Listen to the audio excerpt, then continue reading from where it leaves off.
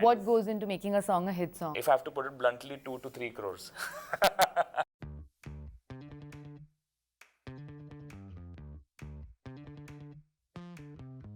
You already know about the fact that Taylor Swift is kind of credited to having saving the US economy. Do you think that there is any music icon of that stature in India who has the potential to actually change the way things are moving in the country? I don't think they are that big to change or impact the economy, but definitely there are a lot of Indian artists at the forefront of the music scene and the entertainment scene that are pushing the envelope and taking the full industry with them.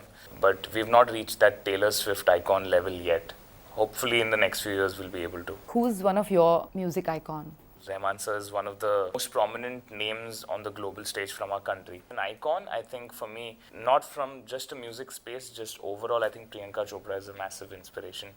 She's diversified as an artist, which I think is beautiful, and that's something that I aspire to do as an individual, not just as a musician. You recently did a collaboration with Ed Sheeran, and I want to know, how did that happen? Ed Sheeran's team reached out to Warner Music India, who I am, associated with through my label, and they, just wanted an Indian artist to do a version of his song Two Step, and they were like, we're really keen on getting Armaan to do it from India, and I was like, listen, why are you guys even talking to me? Let's just book the studio, let's get it happening. As an artist, it's a dream come true, it's a full circle moment. These are some of the musicians that I've looked up to, and I've always felt like, okay, when I am of a certain stature, I hope that I'm able to collaborate with, such artists. With this whole infiltration of international artists that are coming to India, whether it's Jonas Brothers, whether it's One Republic, whether it's Post Malone, do you think this is helping Indian musicians in any way, or do you think it's actually detrimental to their growth in the country and popularity? India is being looked at as one of the most important touring destinations for international artists.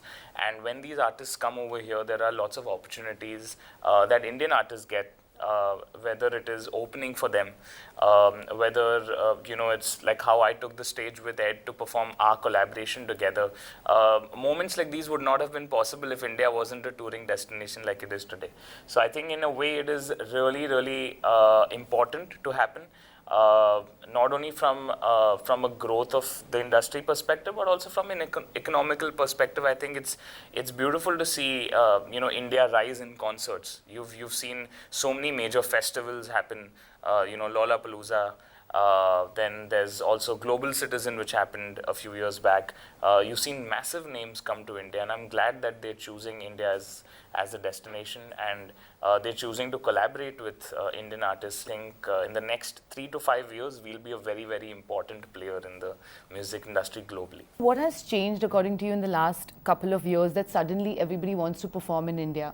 I think it's the presence of global platforms like Amazon Prime Music, Spotify, YouTube Music. All the three majors that are there in the music space worldwide have now set up their Indian counterparts. Universal and Sony already been there for quite some time, but now all the three are here together. And I think a major reason for that is the numbers that you see from India.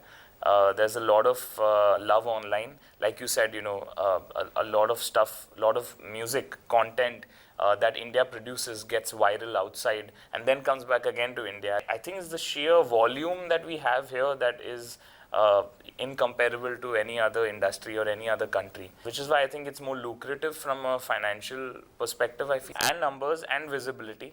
And for us, it's great in a way because we get a chance to plant our roots in international rooms where we probably not be welcomed earlier. Now, because the strength we have as a population, as a listenership, we're getting our foot in the door in very important doors which were not open for us before. Do you think there's a perception about more seriousness from Indian musicians versus others?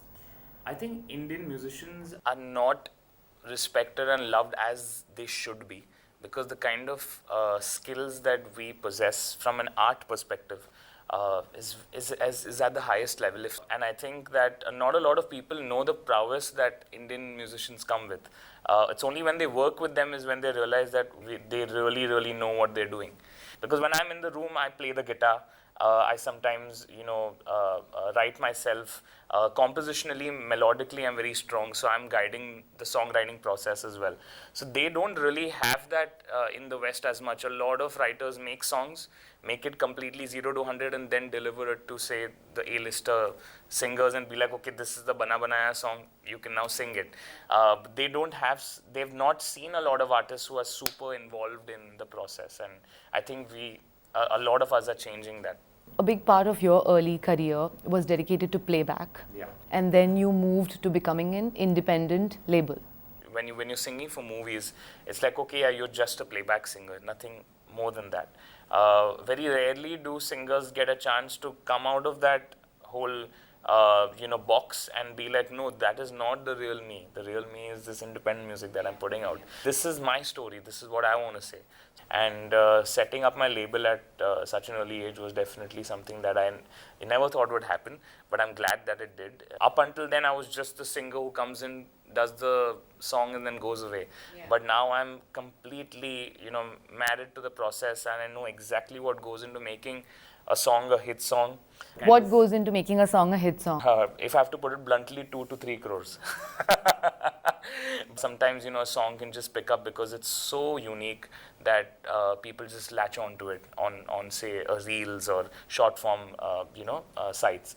But because there's so many songs being released on the daily, there's so many music videos, so many artists, to cut through that clutter, you need a lot of money to market your music. So I'm speaking as a label, label head. I know the kind of investments that go into making a song massive. But having said that, there are a lot of independent musicians with, probably 0 rupees to market their songs. They're just doing what they believe in, and it's just worked for them. So, I mean, everyone's process, everyone's journey is very different. It's just what works for you. Do you think that for you to make that decision to not move away, but to move ahead of playback and then do your independent stuff was a lot to do with the presence of social media and the fact that you could put content out there in a much more democratic manner? I remember as a 14-year-old when I came back from Berklee College of Music, I told my mom and dad that, I really want to become a pop singer. How did they react to it? My dad sat me down. He suggested that, I should really develop my career as a playback singer first, and then once I gain momentum in this space, leverage that into then, which is exactly what happened for me. And I think if I'd not listened to my father at that point in time, I wouldn't be here talking to you, the Armaan Malik that I am today. And after, I would say 8 to 9 years of really devoting myself to, the Indian playback scene, I was like, I need to take this plunge for myself. That's how my first single in English happened, Control, which was, which coincided with the lockdown as well. It was also the first time that an Indian artist was featured on, Times Square, New York, and it's unbelievable and unheard of at that point in time. I want to understand, what do you think about the quality of music reality shows in India? I totally understand why you're asking that question, because there are a lot of artists that come on these shows, win the hearts of audiences across the country and across the world, and then suddenly after the show's done, you're like, where have they gone? Where have they disappeared? Like Arijit Singh, for example, was again, part of this show called Fame Gurukul, and he wasn't a winner on that show. I was part of Little Champs, Saregamapa Little Champs, which was the very first season. The winners now are probably doing something completely else. They're not even in music. Post-reality show is when the actual journey begins. How is it dating a full-time fashion influencer? Dating her, I've just realized that so much goes into, her career as well. And it's not just about those pretty photos and videos that you put up on Instagram. There's a lot of work that goes behind it. And I think I've become a better photographer. I wouldn't call myself that, but we really, I think we really help each other with a lot of stuff, and she's been a huge inspiration for me as well. She's transformed my content, she's transformed my style. I think I dress much better because of her. She's just made me a beautiful human being, and it's just beautiful just being in love with such an amazing human as Ashna. Beautiful. Okay, so you know, you're really very stylish when you go for your own shows. You have your own merch line. Yes. Is that the Ashna effect? I think it has to be, yeah.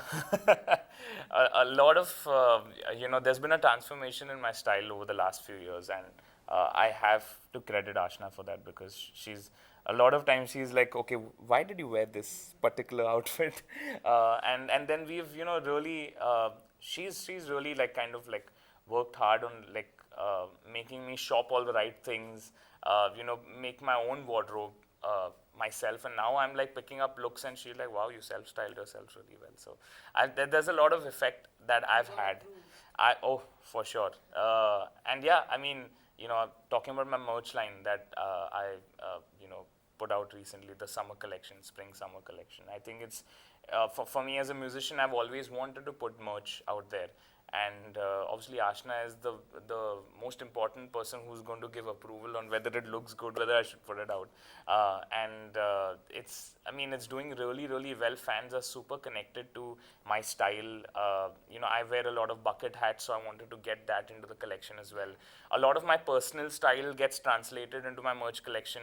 And now people, when they're wearing the merch, they're like, okay, I love wearing Armaan's fits. It just feels like a piece of my a clothing from my wardrobe. Yeah. I saw one of the T-shirts and I was like, if I wear this, I'm going to look like him. So it is exactly that. I hope you liked it. It is. It is a very cool. The graphic is beautiful Thank the back. So I like that. Okay, you won MTV Europe Music Awards not once but twice. Yeah. And you've been 15 years in the industry now. Yes, 16. Yeah.